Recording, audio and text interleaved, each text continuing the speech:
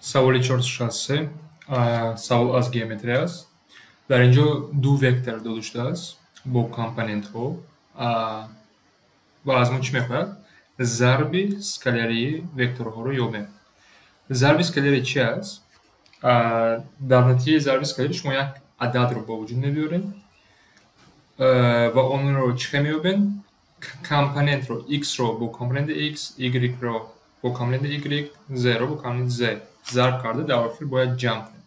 یعنی بیاین نویسم اگر با حرف اگر نویسم مثلا دو وکتور گیریم، دو وکتور داشته است x1 y1 و z1 با کامپوننت رو سه کامپوننت ضرب اسکالری بین اونها x2 y2 و z2 ضرب اسکالری چی میکنیم؟ x1 با x2 ضرب میکنم جمع y1 ضرب y2 جمع z1 ضرب z2 و در آخر نتیجه یک عدد می شود.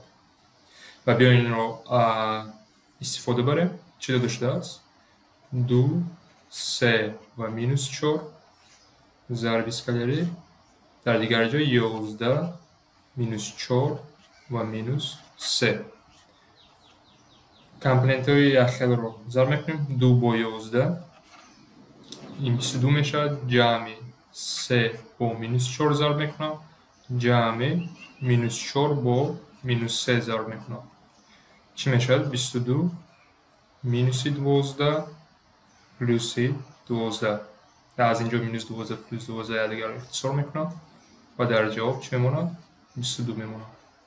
این ضرب اسکالری بین دو وکتور ها می باشد.